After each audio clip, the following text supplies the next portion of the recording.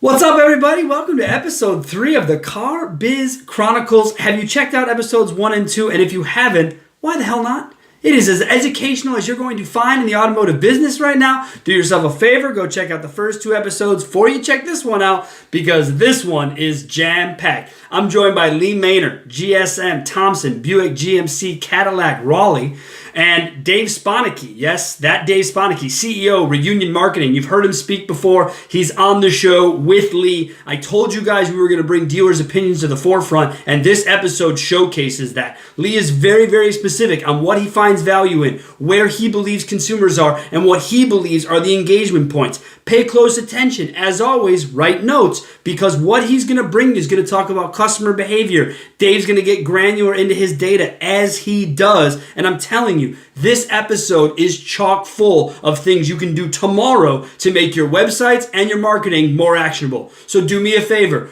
write your notes, watch the episode, let me know what you think, and guys, as always, thank you so much for watching.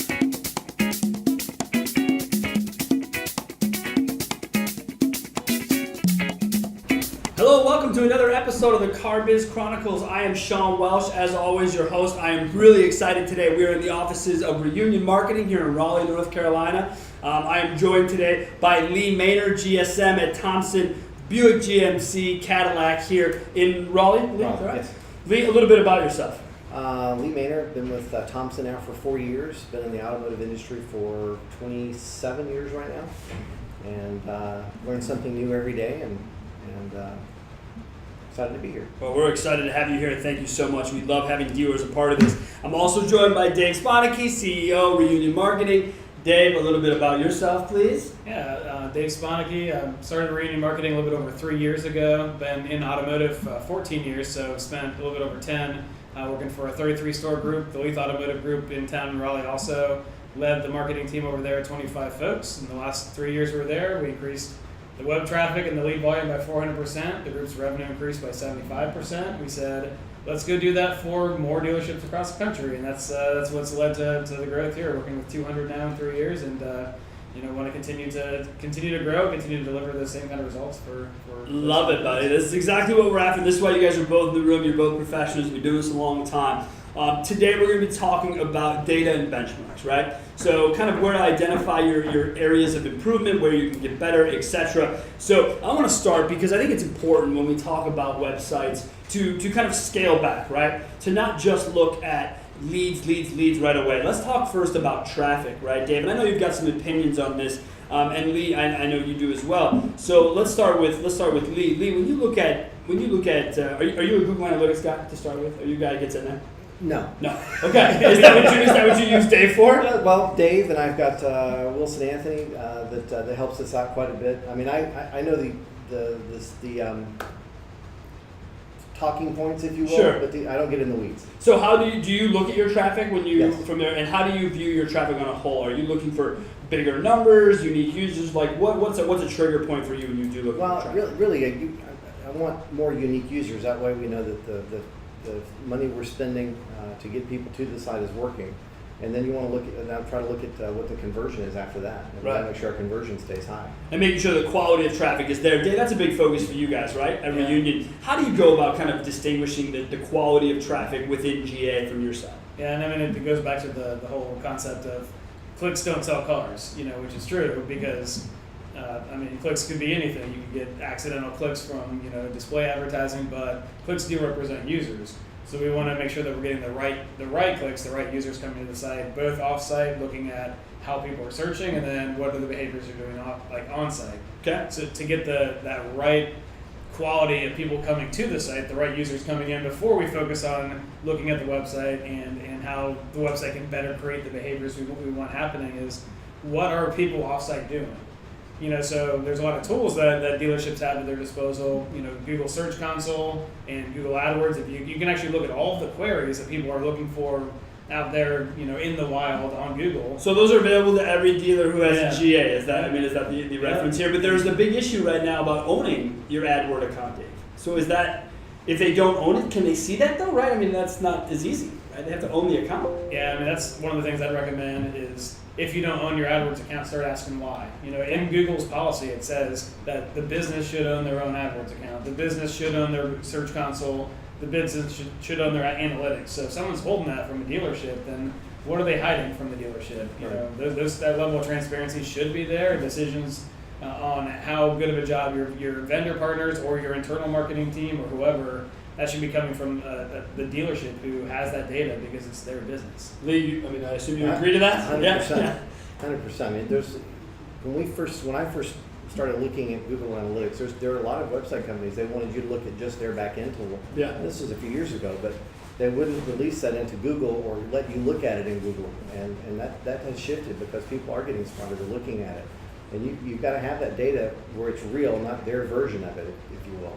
Well, I think it's Just raw interesting. data. I think it's interesting from a standpoint of you look at it and you say to yourself, okay, why? Like Dave said, why wouldn't I have access to it? Right. Why wouldn't you give me access to my account? Right. And I think we've agreed in this industry. We don't agree to much in this industry, but I think we've all agreed that GA is the middleman. It is who it is, and this idea to keep replacing it or find some other company to do better than it doesn't seem fair. I get that Google is the advertiser. All right, that's not lost on me that we're using Google's analytics to look at all of Google's ad buys. I get that. But where else could we do it, right? So I think it's important that we look at that. Dave, one thing I think comes up a lot in conversation, because Lee and I both said it, and you touched on it, which is unique users, right? Because I believe unique users are necessary to fill the funnel, right? Fill the funnel, get things where they need to be. But you guys will routinely look at sessions.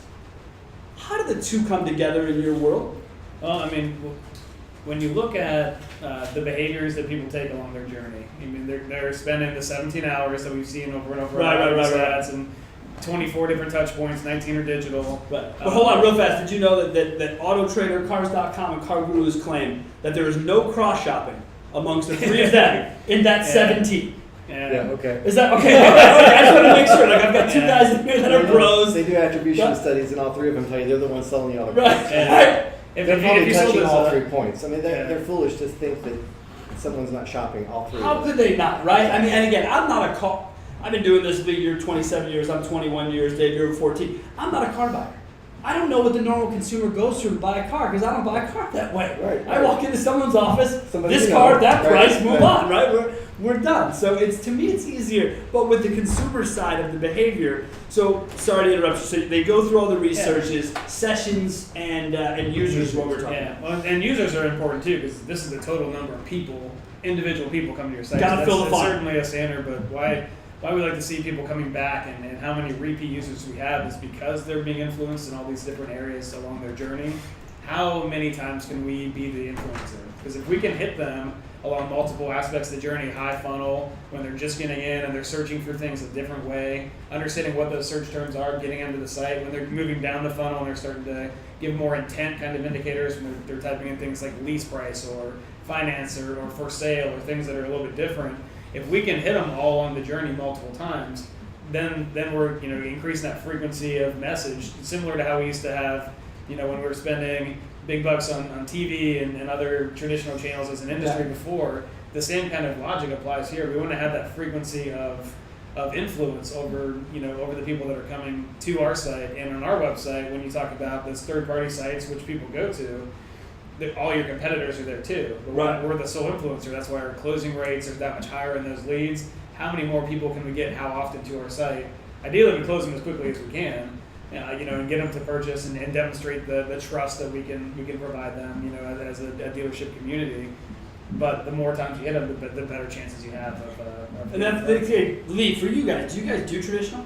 No. In Thompson, you guys are 100% digital 100% shop. digital. In your approach, so I'm going to assume PPC is a part of that approach Yes. at some level. SEO, Yes. right? You're a reunion partner. Social, Yes. display, Yes. So you cover Not a lot of this. not a lot because there's a value to display. I think in certain places. I think if you have a message to scream, it's a great place to get it out there. But if not, it can kind of relate to some weak clicks, in my opinion. Dave, is that Absolutely. fair? Not all, but some. We typically say don't do display unless it's for retargeting purposes. Right. And in that area, again, that's that frequency of message, because not only they've been to your site at some point in the funnel, but if you can get them back or just get your name out there as they're in that consideration phase to buy, the blinders come off. The Right. display, but people talk about that all the time because we've trained our brains to not see the display. Yeah, we just skip through the ads. Unless they're relevant. It's like, Yeah, oh yeah. yeah, that's right. I am in the market looking for a car, and oh yeah, good reminder. And so those are, and it's like $1.50 for every 1,000 display ads. So it's a very cost-effective way to display. Only thing 1,000 cheaper right now is social, right? As far as cost per thousand is concerned. Yeah, I mean sometimes even the display could be cheaper than social depending on what market Right. and that kind of thing. But yeah, it's but the stimulus part, I would say social all day. Yeah, now Lee, on the traffic side of social, do you guys, I mean obviously you do some paid social, that sort of things, but do you guys get local community stuff? Like do you really try to pull that out, or is it just kind of on the basic level? On basic level. Okay. Basic level. Is that something as a GSM that you kind of hope that the dealership could grow more That's into? something that we would like to get more into, yes. Yeah. Because when we do post things like that, we get a lot more interaction. We posted something about having to move all the cars for the hurricane. We got a lot of reaction out of that. So Right. I want to post something relevant, not just to post. I think a lot of dealers post just to post. Well, most of them Unless there's post. something you really have to say, it's kind of pointless. And I agree with that because a lot of it's a sales message, right? And I've got news People for get you. tired of hearing that. People know you're having a sale, right? You're a car dealer. It's what almost we're here as for. expected, Right. Yeah, right? So we understand that you're going to have a sale, but you go back to it again. I think that if you do the local baseball team, if you do a food Exactly. drive, you do the we used to do at the dealership that I ran. We used to do for Halloween. We used to do the trunk pulls, right? So the Right. kids would come to the dealership and Those pick through ones, the trunks. You know those what I mean? ones, we did one back at when I was working at Leaf, and we had to go back and get candy 5 different times. We spent $1,000 on candy because Yeah. so many members of the community came out for that. That's what we did. something every Halloween. If you have an opportunity to spend even like on the advertising side on social $200-300 just within your local community, you're going to get a whole lot of families to come out, and they may not be buying cars now, but they're having a great experience, and they get to see all the vehicles and get the Handshake everybody. Now, isn't that the power of social, though, is the localization of it, Dave? Because I feel like, and I don't like to use the word feel a lot, but I do feel like in this case that you guys have an ability socially, and you have it in obviously other ways, but socially it feels like you can really pinpoint market areas. Is that kind of the approach of that? Is very sniper specific? I think that's one of the major benefits, and I think it's always interesting to look at how programmatic advertising is different than traditional nowadays. Where in this area, for instance, mid-sized market, you buy a network TV station, you hit 7 counties, but you're selling 95% of your vehicles in one county. So they say half of advertising is waste. You don't know which half. It's like, well, I got a pretty good idea. It's these counties that we're wasting, right? Right. But that's all information that's available throughout, right? Any data set, whether that's the back of Facebook Analytics, Google, your website. Lee, you're going to get pump in, pump out reports, right? Yes. So you're going to be able to take that data and kind of frame it over Dave's data. When you guys work together on traffic quality, and it's probably more of a you, Dave question. Dave, is it obvious what bad traffic looks like? Yeah, they don't do anything. I mean, they go to the website, they bounce right away. No time on the site. You get that like negative or the less than symbol, right? And you're like, this cannot be good for less than. Yeah.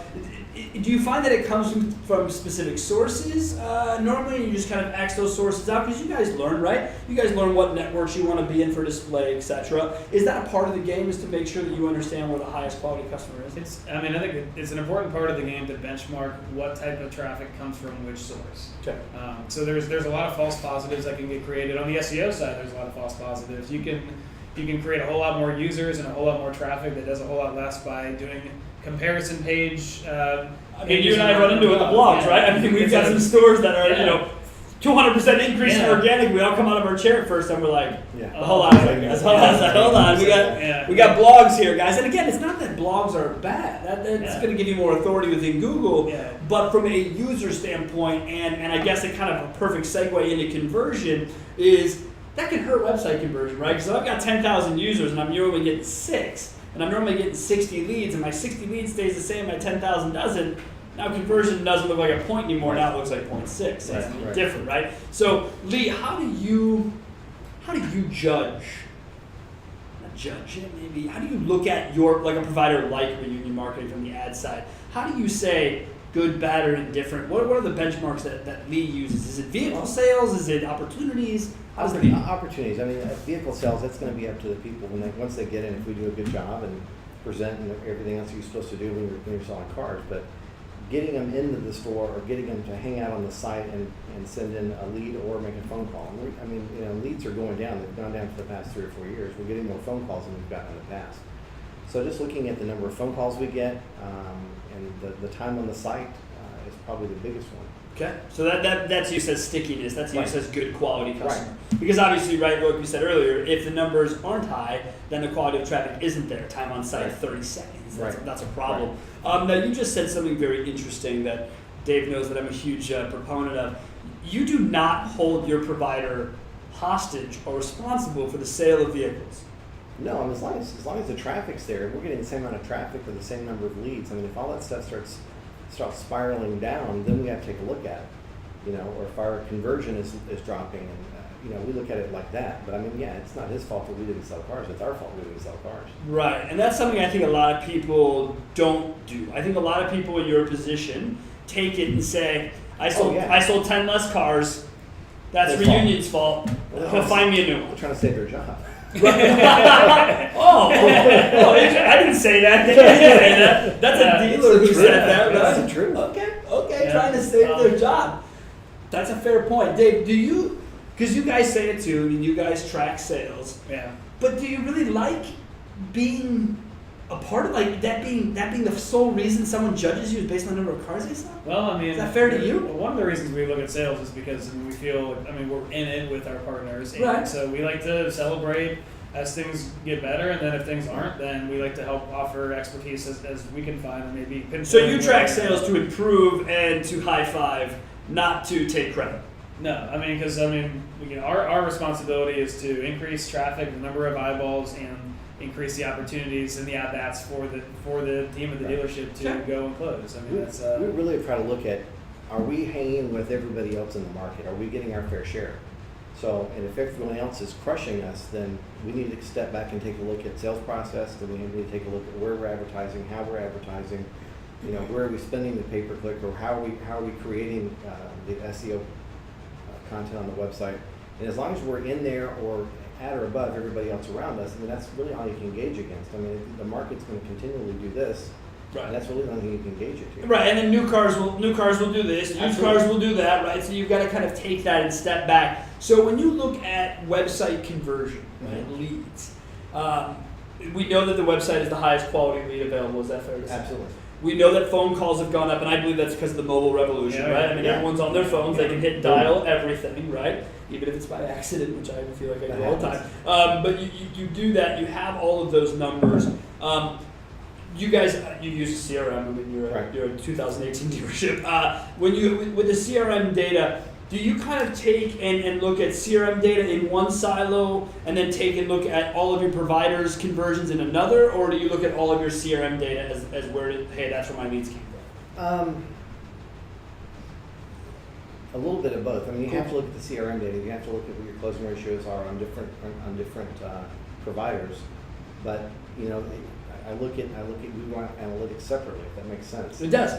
That's why I asked, because I think it is important people silo those discussions, because I think there's certain things that, for instance, PPC, right, Dave? PPC at Reunion Marketing, you guys do a great job of reporting on calls that happen from the ad extension. Right. Right, and that's an important distinction to make, because that's not a website visit that never actually got all the way down the funnel, but its intent should be higher. Yeah, more of them have it off of that too. Right, we're talking, some stores are 100 calls ad extension, 50 calls on the dealer website. Yeah. So that is a big deal to me. I assume, Lee, you feel the same way. Lee, do you believe in protecting yourself against your competitors by making sure that your name is up there, like branded searches? How do you feel about? Yeah, we spend a small amount of money on a branded search, and you have to protect yourself against your competitors, but we don't spend a ton of money on that. Okay, and Dave, they shouldn't have to, right? They shouldn't have to. It's unfortunately in today's environment,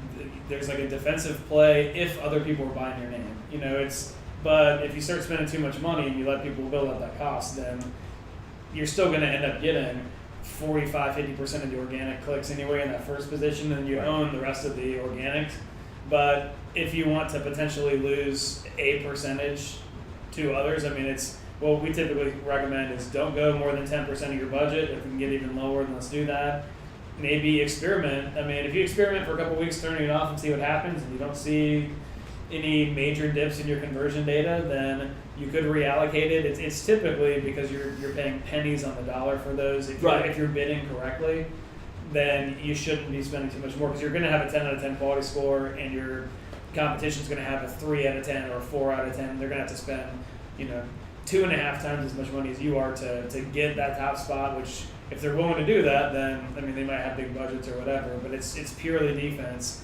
The hard part though is that when you look at where a lot of those conversions come from, when you're in your PPC spend, when you're making the recommendations to dealerships who don't get it the way that lead gets it, for instance, you're going to see a dip in your cost per lead. And so that's why you don't want to look at just cost per lead siloed into just PPC. You want to look at net total shoppers across your entire marketing plan, how many conversions are happening across your entire marketing plan, because then when you're taking a holistic approach to all of the different things that you're spending money on, you can create much greater efficiencies, and much total advertising spend decreases by being more efficient that way. Well, I think we've been through that with you guys recently, right? You've had a couple of clients that we shared that you guys have said, hey, we're gonna scale back on branded search. Yeah. We're gonna see what happens. We recommend to scale back. Right, and so what we've seen now recently is kind of that bump.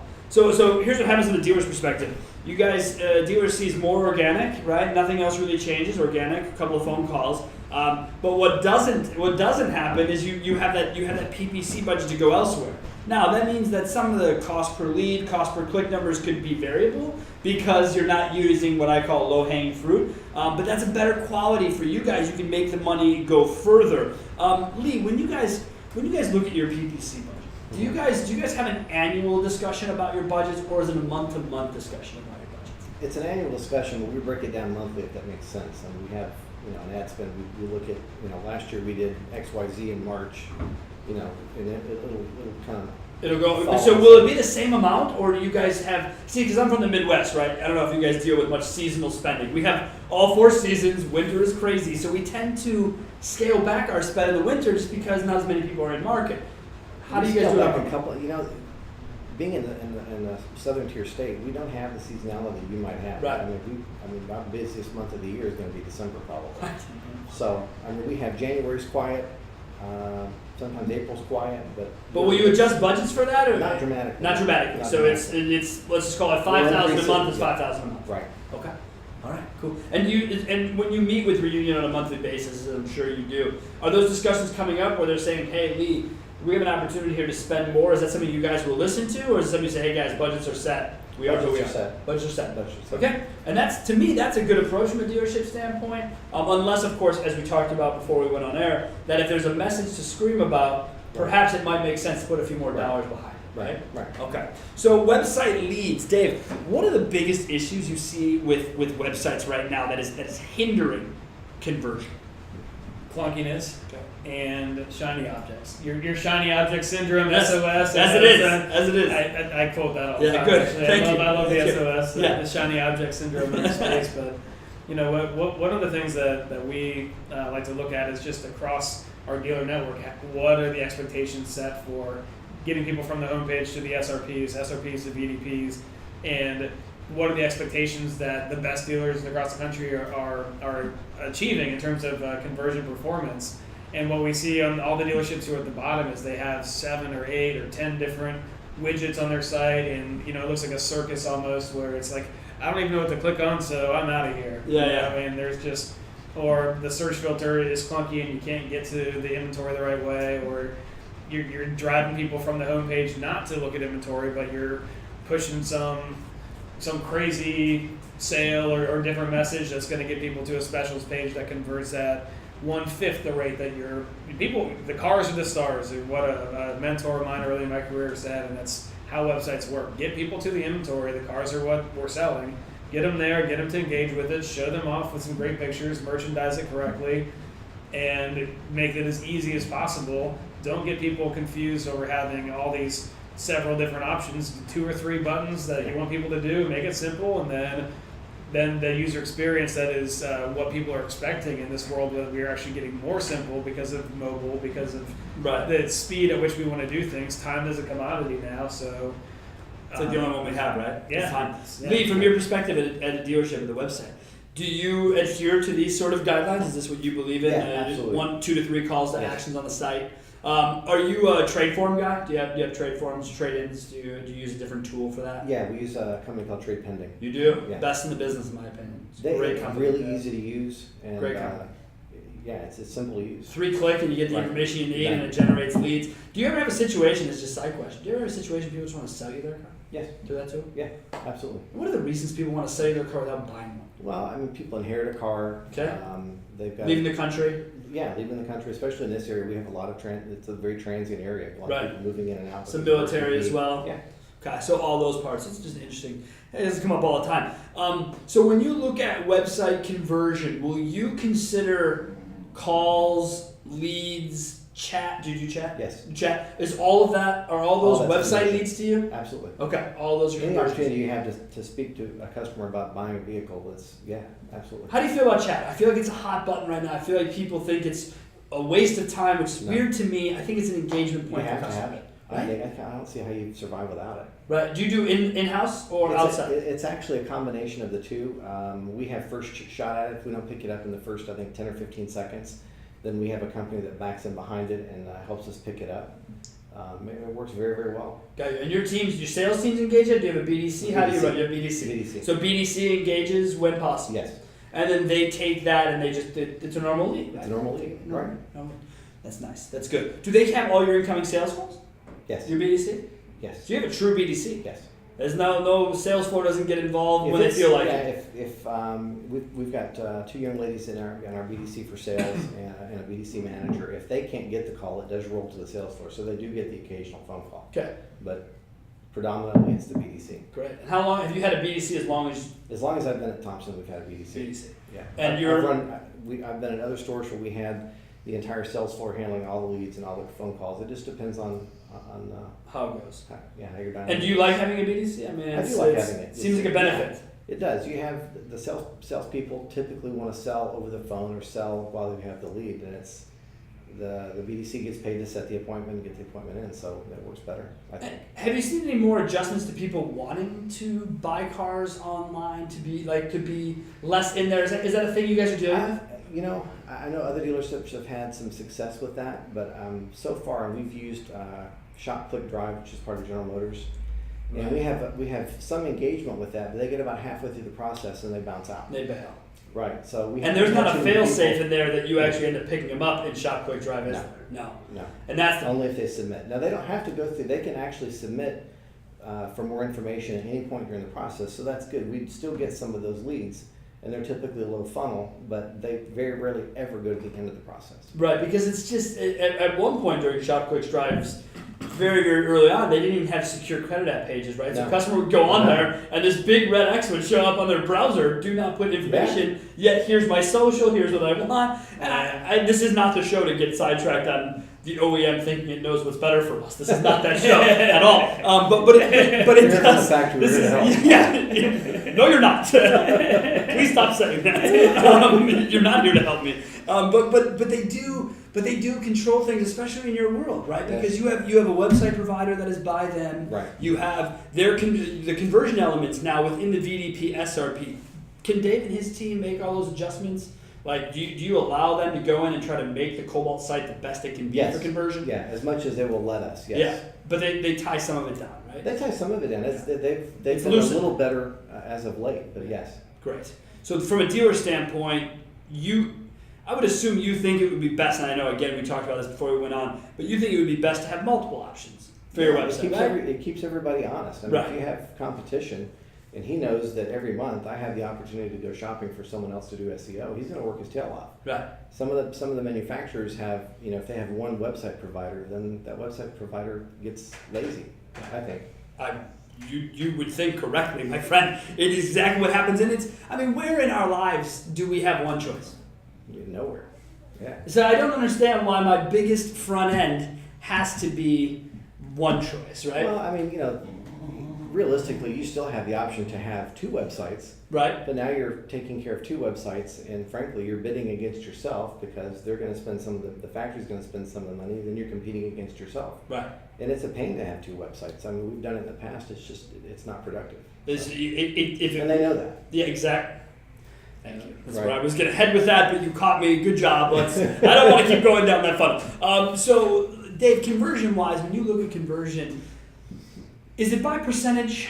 I mean, do you say to yourself you want to be at the 1.5? Is that still the number? I mean, for hard leads, but do you include phone? Like, how best? I mean, it's anything else or anything else within a marketing plan. The point of diminishing returns is something to think about. So, Facebook traffic is going to convert way lower than the paid search traffic is going to convert. And That said, Reunion Marketing, no free plug here. Reunion Marketing, a couple accounts that I review, we're talking 6, 7, 8, 9 phone calls coming in from social media, which people say, oh, who cares about 9 phone calls? From Facebook, 9 phone calls a year ago would be unheard of. You know what I mean? It was something we didn't do. So you guys work through all of it. Do you benchmark it by the percentage? Is that how you do it when you talk about your bigger spots? And we try to benchmark it by the different percentages on what's turned on and off, because within a paid search campaign, if you have a limited budget, you want to have your ad groups and your campaigns that have the highest conversion, the most intense signals, but there's more opportunity to spend and still get an ROI. So you could open that up and go a little bit broader, higher funnel. At that point, we want to have a 90% impression share, getting granular about the strategy for a second on the high intent campaigns and ad groups that people are saying, I want to buy. I'm typing in, I want to buy right now. So we want to own those. But for other ones that maybe they're a little bit higher funnel, more broad, maybe we want to have a 50% impression share and do more audience targeting through Google's machine learning mechanisms. And so if we go that route, we're still going to get a great audience in two different methods, but it's going to be converting at a lower rate, but that rate's going to be a higher ROI, or still a good ROI, because once you get to a point where the ROI is not there, it's going then diminishing returns, like you said before. Then they'll spend more. But let me ask you, rates. Lee, when you hear him talk about just the strategies and the granularness of it all, I say this in the nicest way. Do you care about that part of it, or do you just care about the lead section of the discussion? Is that right? Okay. Yes. Because I'm sitting here listening to him, I'm like, Dave, me and you are all about this, but I'm not sure dealers can, and not that you can't wrap your head around it, why should you have to? Yeah, there's too many things going on. I mean, I certainly could, but I can't. I don't have the time to spend the most of my day. Because you're a GSM, so you deal with. Selling cars is the number one thing of your career. Yes. Do you deal with vendors? Are you the ones that sit in the meetings? Yes. Here, you deal with that Auto Trader, all those reps. That's all in your play. Okay. That can be a bit much for a GSM trying to manage all. And we don't have a GM, so it's. So you are you're GSM. Right. GM. Right. There is no one above you except for ownership. Right. Okay, that's a heck of a position for you to be in, right? That's a position of not only authority, but that is responsibility. Yeah. Right? The units is what you be judged That's on. what I'm responsible for, yeah. Period. But are you allowed to switch vendors as you see necessary, or does that have to go up the pole? How does that all work?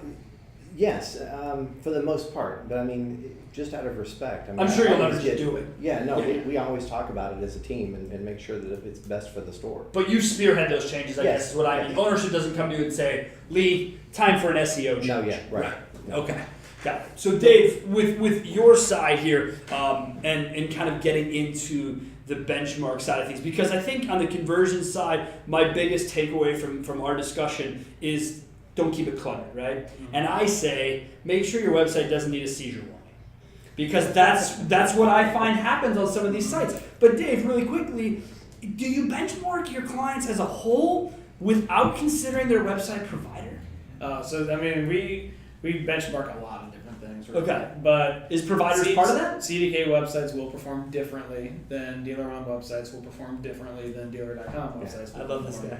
The PC, right? Differently. Good job. Well, yeah, that's fine. But that's fine. So you got to take that into consideration. Yeah. So. But that is a consideration at Reunion's level when you say, hey, conversion is down here, etc. Yeah. But in the same turn, and you had a LinkedIn post, you and I had an exchange about, which you saw a bump in traffic on a CDK, and so you kind of brought that to people and said, hey, here's why. Across the board, and your point to that was, the reason you were pointing it out was not to sell CDK, but to simply say, if you saw it, here's why. Yeah.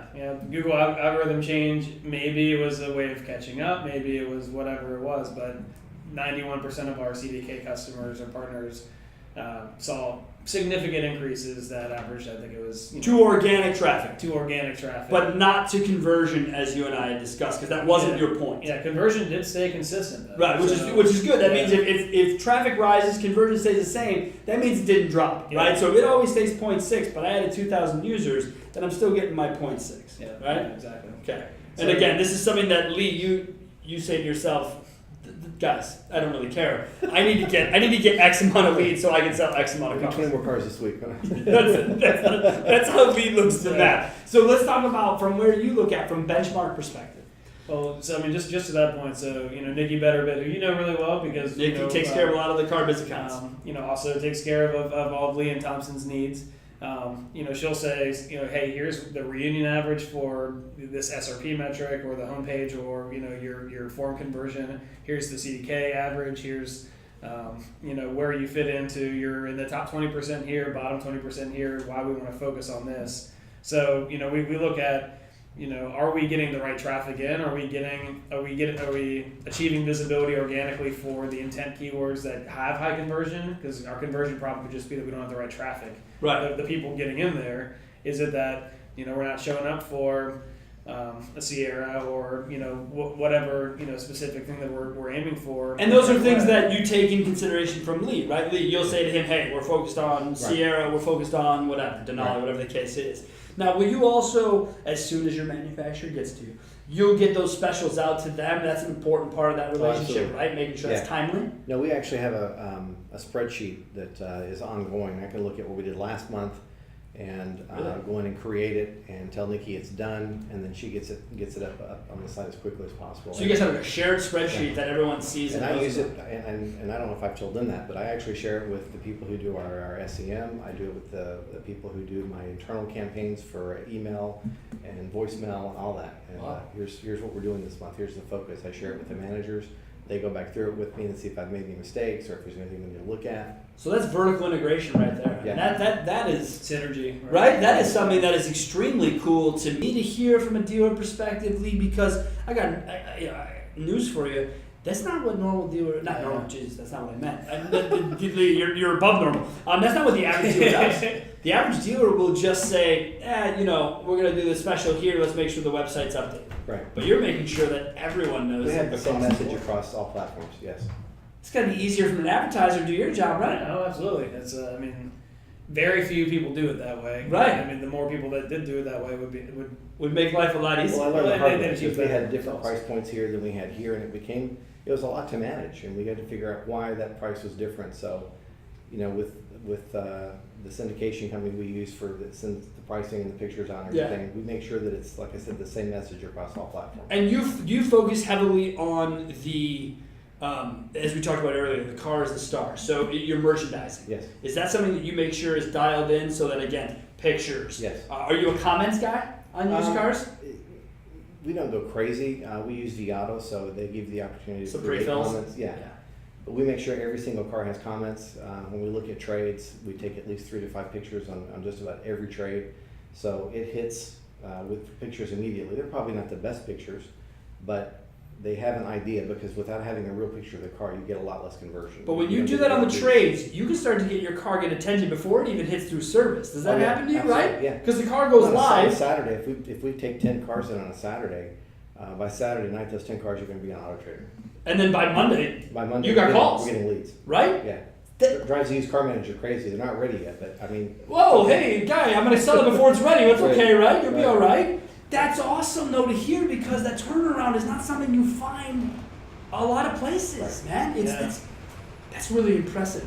Good job. And your used car guy, he probably doesn't mind at the end of the month. He'll be all right with it. Yeah, I'll be all right with it too. So when we talk about benchmarks, and you said that Nikki will kind of take that information to Lee, when Nikki brings to you, hey, you're behind here, you're ahead here, do you expect her to impact change on her own, or does some of you guys work together to impact that change based on what you see? I guess it depends on the metric and where how it is. technical it gets. Because you can be a part of both, right? Right. There can be some things that small are things that she can fix, and she knows that just fix it. I called CDK and say, hey, if she calls you, it's like me calling you. Fix it. Got it. So she has the autonomy to move ahead Yes. on behalf of your call. Yeah, because there's no reason to, tie everything up for something silly. That's what we agree. We just wish more people agreed with you. Make it easier for everybody's life. When they bring you a benchmark, is this something that you say to yourself, okay, if I'm below it or ahead of it, I don't, I'll know about it, but I won't get hyper focused on. Or if she says you're 3% below, will you then hyper focus? Do you just take it as data, or do you kind of take it and need to have action from it? Somewhere in the middle, if that makes sense. It does. So, I mean, we want to look at it and make sure that we're, again, no different than looking at our car sales at the end of the month. Are we getting our fair share? Okay, yeah, we're behind, but why are we behind? Is it because we have less inventory, or is it because we're behind? So we have to look at why the metric is where it's at, and then take the action based on that. And are you a year-over-year comparison company? Is that how you will make your comparisons? Or are you a month-over-month? How do you guys do your best comparisons? I really look at it both ways. I mean, when we're tracking our month, I'll look at where were we at this time last year, where were we at this time last month, and let's look at the trend. And then closed Sundays here? Yes. Yes. Okay, so we're all in the same boat with that. All right, so you take those into consideration. Not How many every Saturdays, dealer, etc., right? Not every dealer is closed on Sundays. I know a couple of Is dealers that right? we compete with are open 2 Sundays. Just depends. Okay, so that is a dealer's choice here Yes. in the state? Yes. Interesting, yeah, because in the Midwest, at least at Illinois, Wisconsin, it's what we call blue law, right? So you can't change that. And it's funny because in Wisconsin, we also can't bird dog. It's illegal to pay your customer $50 for a referral. Wow. You'll lose your sales license. Wow. Wow is a nice word. I use a lot more vulgar words when I describe it because I find it to be offensive. Because I built a business on referral. Yeah. Okay, I used to print $100 bills with my face on it, hand it out to all my customers, and within 6 months, my showroom was full of people with my face on it, and I'm getting a bunch of half deals. So the fact that I can't pay people is frustrating, but basically the ownership of stores that I deal with say, Sean, if you change one blue law, they'll try to change them both. Because I keep saying, we got to get to the bird dog, and they keep saying, if we open that box up, they're going to make us open on Sundays, so we're all shutting down. Yeah. Right, so that's fine. So, and that's good with me. So when we look at the final kind of bringing this together, we've talked about the important part. You talked about traffic. You talked about conversion. We talked about benchmark. We know Reunion does a ton. We know Lee and his team will benchmark month over month, year over year. You'll look at sales. You'll look at leads. Will you also look at showed appointments? Like, does the BDC performance and all of it play in? So it's marketing, BDC, sales force? Yes. You look it up? Yeah. How easy is it for you, as long as you've been doing it now, to kind of see where an issue might be just looking at your data set? Is it just something you go, there it is? Yeah, especially with the BDC. I mean, you look at, we had X amount of phone calls, we have X amount of leads, and we're not setting that many appointments. We look at the number of appointments set to the number of opportunities between unsold showroom, phone calls, and leads, and then we look at what the show ratio is, and then also look at the sold ratio. And if you need BDC improvement, it comes Right. from there. Does that department have its own manager? Yes. It does? Yes. Someone that reports to you? Yes. That seems like a really good He flow can to me. deals, he can look to at get done. used cars. I mean, Yeah, it seems like a He's not really just a- good deal to get done. Oh, Hey, we're buddy. being interrupted here. We got the road trip pup here. She's making her way in. That's kind of her way of pushing me off stage. So I get it. I will take it as such. So I like to wrap up each show with talking about the takeaways, right? And so I've got 2 takeaways that I think are important. One, the car is the star. Dave, thank you for that. I heard that other places amongst the way. So the car is the star. Making sure that the car is perfect. It's got the pictures. Mm-hmm. And if you can do it right away like Lee's doing it, I suggest getting on board because it sounds like the guy just moved units without having to really worry. The other one that I really like is, and this goes to my attribution stuff, is that you're not holding Dave accountable or any of your vendors accountable for selling your cars. No. And that's a huge thing to me. It's a huge thing to me. Dave, your takeaways on today's topics. Just like final thoughts. Final thoughts. Tell me what you think. I What do dealers who are watching need to remember from everything we talked about the last 40 plus? Know where you are, where you fit in, and then have goals to get better across your marketing channels. So if you have a good idea, and ask your vendors, because vendors are sitting on a pile of data, and they can tell you that you are, the best here, but you need to work here. Here's how you compare to everyone else, because they're sitting on that. Know where you sit.